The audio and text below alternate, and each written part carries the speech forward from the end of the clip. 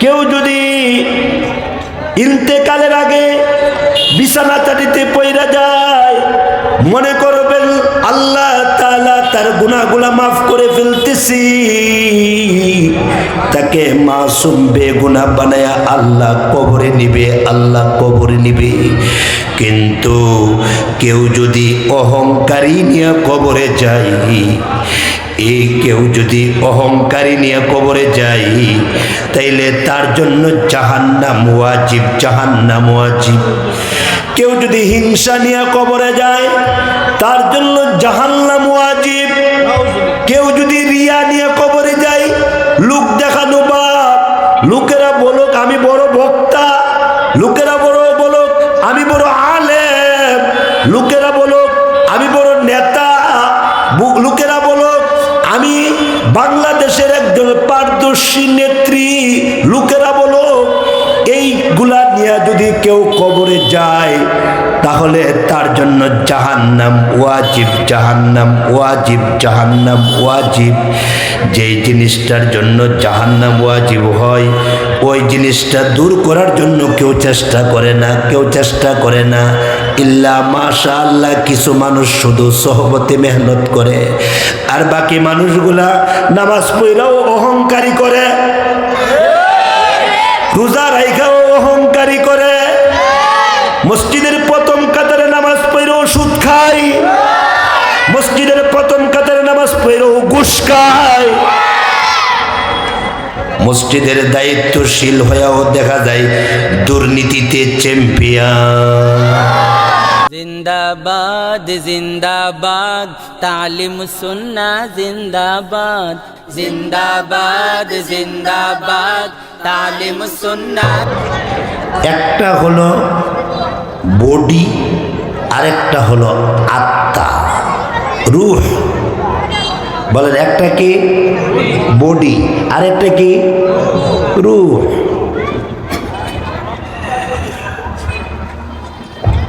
এই আত্মা রূহ তখন ভালো থাকে যখন আমরা আল্লাহর জিকির করি। এ আত্মা রূহ তখনই ভালো থাকে যখন আমরা আল্লাহ পাকের কোরআনুল কারীম তেলাওয়াত করি। এ বডি যত খাইবেন তত মোটা হবে, যত ফল ফ্রুট খাইবেন বডি ভালো থাকবে, বডি সুস্থ থাকবে। ভিটামিন খাইবেন, বডি ভালো থাকবে, বডি সুস্থ থাকবে। কিন্তু আত্মা যত জিকির করবেন, আত্মা যত তেলাওয়াত করবেন, আত্মা যত নামাজ পড়বেন, আত্মা যত সত্য কথা বলবেন, আত্মা যত ইসলামের দ্বীনের কাজ করবেন, আল্লাহর কসম আত্মা সুস্থ থাকবে, রূহটা সুস্থ থাকবে।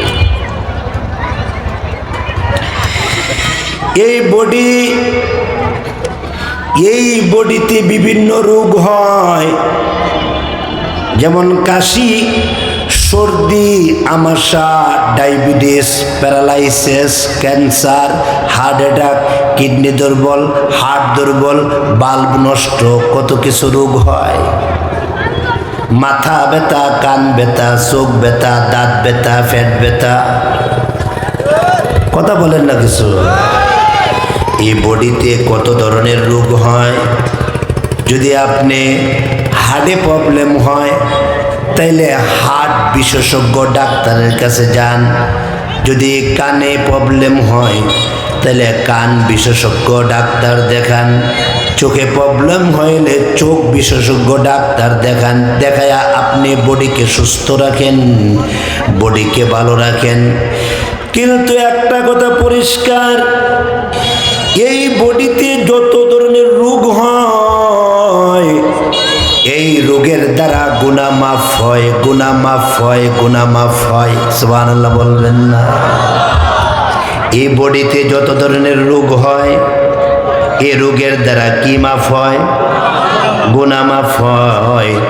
আল্লাহর পয়গম্বর রহমাতুল লিল আলামিন ইন্তেকালের আগে প্রচণ্ড জ্বর, প্রচণ্ড মাথা ব্যথা, প্রচণ্ড বুক ব্যথা।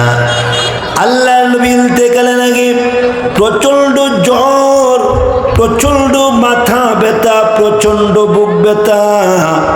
আম্মা জান আয়েশা সিদ্দিকা রাদিয়াল্লাহু আনহা আল্লাহর নবী রহমাতুল লিল আলামিনের বুকের মধ্যে এইভাবে চাপ দেয় আর বলে, পয়গম্বর কষ্ট হচ্ছে। আল্লাহর রাসূল বলেন, আয়েশা এই যে একটা কষ্ট অনুভব হচ্ছে, এটার দ্বারা আল্লাহ আমার মর্যাদা বাড়ায়া দিতেছে।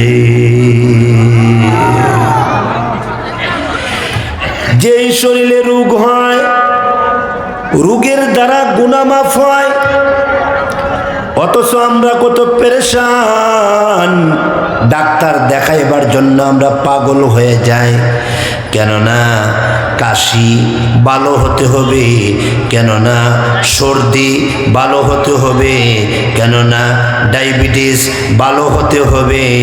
কিন্তু আল্লাহর কসম, এই যে অন্তরে কত রোগ রয়ে গেছে, কলবে কত রোগ, কলবে হিংসার রোগ, কলবে অহংকারের রোগ, কলবে আমিত্ব বড়াই বেড়াগিরির রোগ, কলবে মস্তানির রোগ, কলবে বেশি খাওয়ার লোভ, ওই যে বেশি পদের লোভ, চেয়ারের লোভ, ক্ষমতার লোভ, ওই কলবের ভিতরে অহংকারীর লোভ ঢুকে রয়েছে।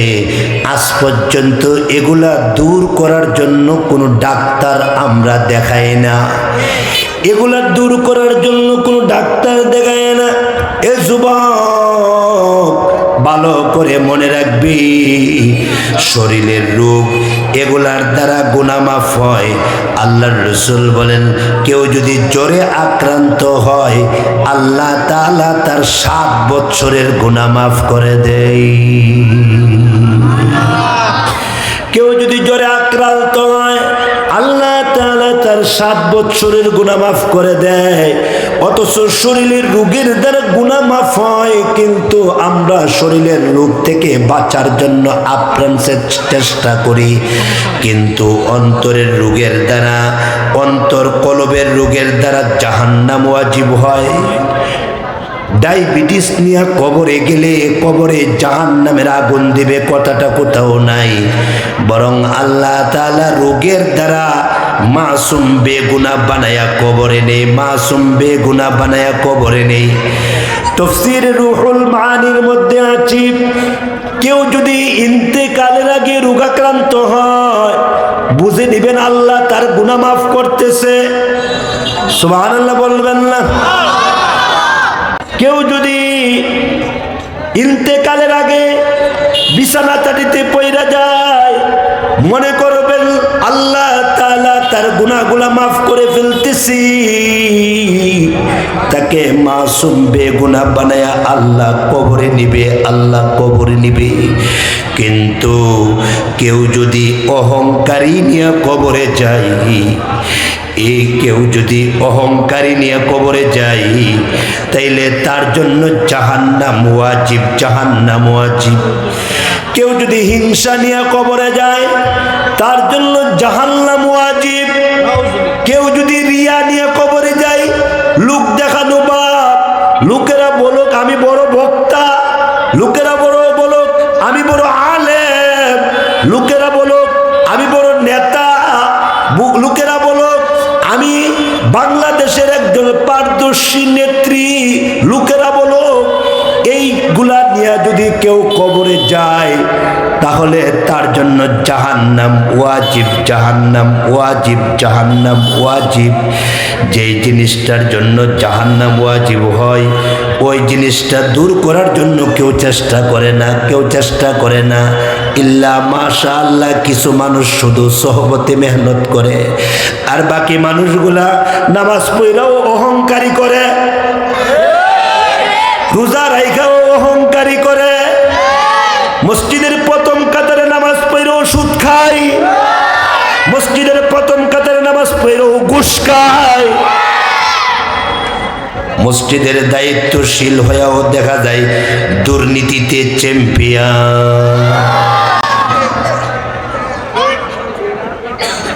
কেন?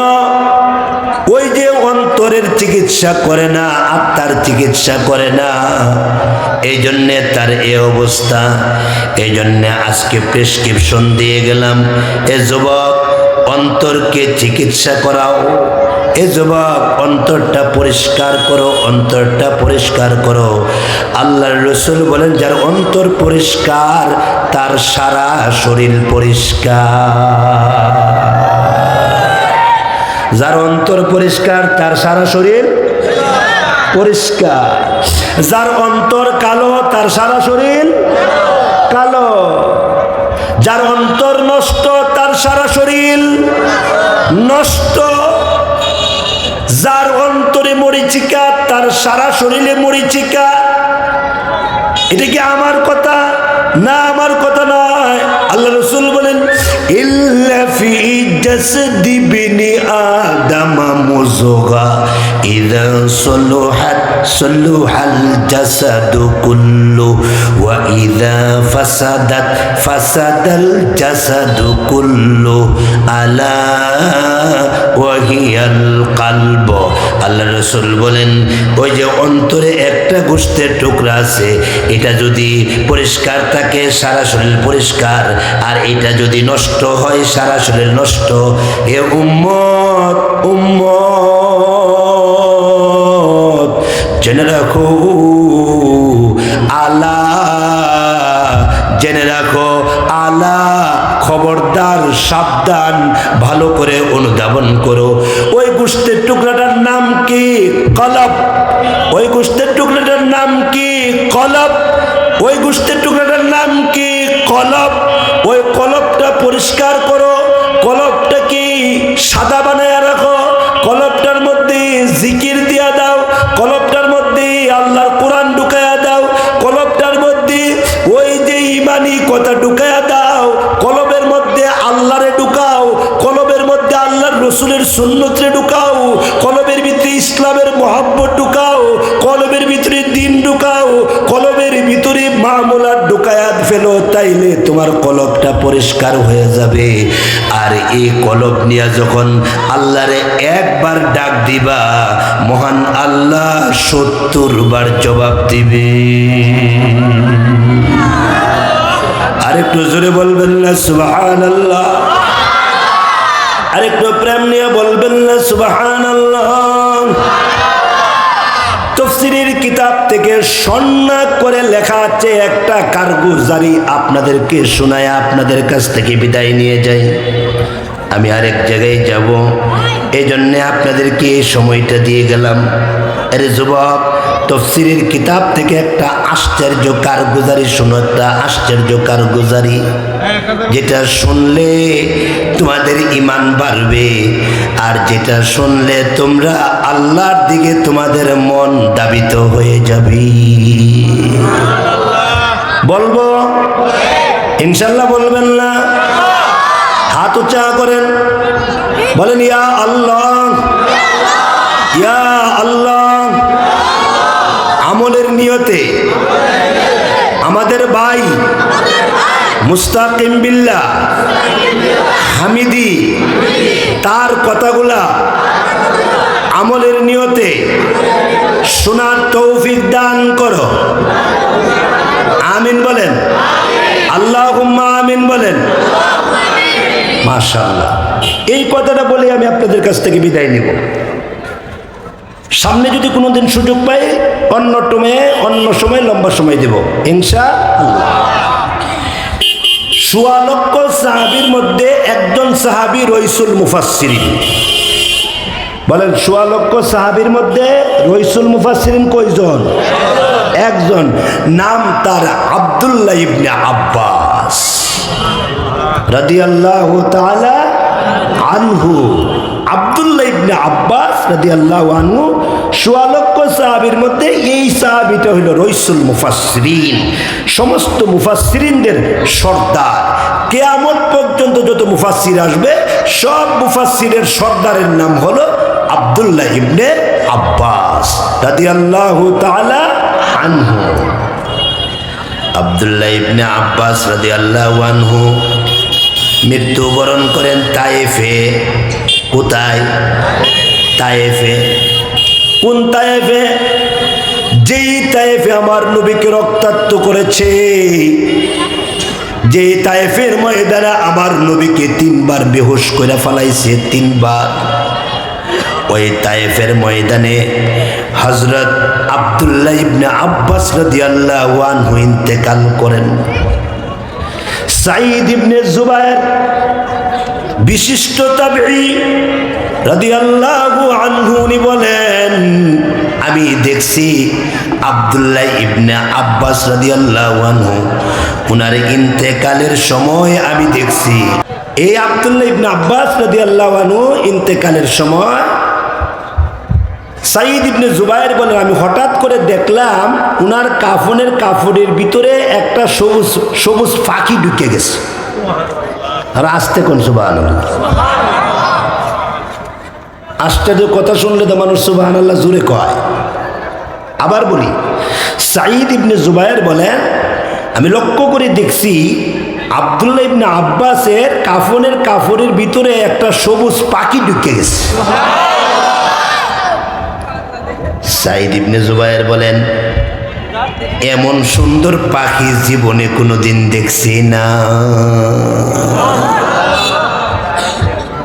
এমন রঙের পাখি আমার জীবনে আমি কোনোদিন অনুধাবন করি নাই। আশ্চর্য পাখি। পাখিটা অটোমেটিক তার কাফনের ভিতরে ঢুকে গেল। সাহাবায়ে কেরাম ওনাকে সুন্দর করে গোসল করায়া, কাফনের কাপড় দিয়া জানাজার নামাজ পড়ায়া ওনাকে কবরে রাখার প্রস্তুতি নিচ্ছে। সাঈদ ইবনে জুবায়ের বলেন, আমি তখন আশ্চর্য হয়ে গেলাম, সাহাবায়ে কেরাম কাজটা করতেছে কি? পাখিটা বাহির করে না কেন? পাখিটা বাহির করে না কেন? সুবহানাল্লাহ বলবেন না? পাখিটা কেন বাহির করে না? আগে তো পাখিটা বাহির করবে, তারপরে কবরে দিবে। কথা বলেন না? আগে তো পাখিটা বাহির করবে, তারপরে কবরে দিবে। কিন্তু পাখিটা বাহির না করেই সাহাবায়ে কেরাম ওনারে কবরে রাখতেছে। এমনি তখন সাঈদ ইবনে জুবায়ের বলেন, আমি আশ্চর্য হয়ে গেলাম। আশ্চর্য হয়ে বললাম, এ আল্লাহর বান্দারা, আপনারা কি দেখেন নাই যে একটা পাখি উপর থেকে, আকাশ থেকে আসছে একটা পাখি?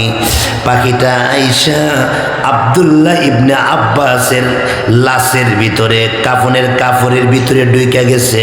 আপনারা কি দেখেন নাই? হ্যাঁ দেখেছি। বাহির করেন না কেন? এমনি তখন সাহাবায়ে কেরাম বলেন, আপ্রাণ চেষ্টা করেছি, পাখিটাকে আমরা খুঁজে পাই নাই।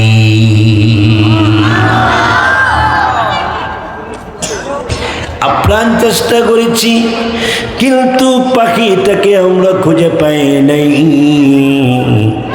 এমনি তখন সাঈদ ইবনে জুবায়ের বলেন, তাহলে আমি একটু চেষ্টা করি বলে। হ্যাঁ। সাঈদ ইবনে জুবায়ের এমনি কাফনের কাপড় নাড়াচাড়া দিলেন, এইভাবে নাড়াচাড়া দিলেন, বারবার নাড়াচাড়া দেয়, দেখেন না কোনো পাখি দেখা যায় না। এমনি ডাক দিয়া কই, ঠিক আছে, ওনাকে কবরে রাখেন, কবরে রাখেন। আল্লাহ পাকের কি মর্জি, কবরে রাখতে দেরি হয়েছে। কবর থেকে মেশকে আম্বরের গ্রান আসতে লেট হয় নাই। কবরের ভিতর থেকে আওয়াজ আসতেছে। সাঈদ ইবনে জুবায়ের বলেন, আমি লক্ষ্য করে দেখলাম কবরের ভিতর থেকে আওয়াজ আসতেছে, এমন করুণ কণ্ঠে আওয়াজ, এমন তেলাওয়াতের আওয়াজ আসতেছে যে তেলাওয়াত, এমন সুন্দর তেলাওয়াত জীবনে কোনোদিন শুনি নাই। এমন মধুর কণ্ঠে তেলাওয়াতের আওয়াজ আসতেছে। সাঈদ ইবনে জুবায়ের ডাক দেয়া কয়, এ আল্লাহর নবীর পেয়ারা পেয়ারা সাহাবীগণ, আপনারা বলেন না গো, আব্দুল্লাহ ইবনে আব্বাসের কবর থেকে আপনারা তেলাওয়াতের আওয়াজ শুনতেছেন কিনা? তেলাওয়াতের আওয়াজ শুনতেছেন কিনা? সাহাবায়ে কেরাম চোখের পানি ছেড়ে দিয়েছেন। আল্লাহু আকবার বলবেন না? আল্লাহু আকবার। সাহাবায়ে কেরাম চোখের পানি ছেড়ে দিয়েছেন, জর্জর করে চোখের পানিগুলো পড়তেছেন। সাহাবায়ে কেরাম ডাক দেয়া কয়ে, হ্যাঁ আমরাও তো তেলাওয়াতের আওয়াজ পাইতেছি। কি তেলাওয়াত? ইয়া আইয়াতুহান নাফসুল মুতমাইন্না ইরজিই ইলা রাব্বিক রাদিয়াতাম مرضيا فادخلي في عبادي وادخلي جنتي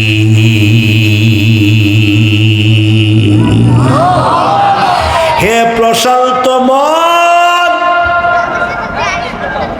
হে পবিত্র আত্মা, হে পবিত্র কলব, হে পবিত্র রূহ, আয় আল্লাহর দিকে আয়। সুবহানাল্লাহ। হে পবিত্র আত্মা, আসোস না আল্লাহর দিকে ফিরে আয়। ইরজিই ইলা রাব্বিক, রবের দিকে যা, রবের দিকে যা। আল্লাহু আকবার। রাজিয়াতাম মারদিয়া, আল্লাহ তোর উপরে খুশি, তুইও আল্লাহর উপরে খুশি। আল্লাহ তোর উপরে সন্তুষ্ট, তুইও আল্লাহর উপরে সন্তুষ্ট।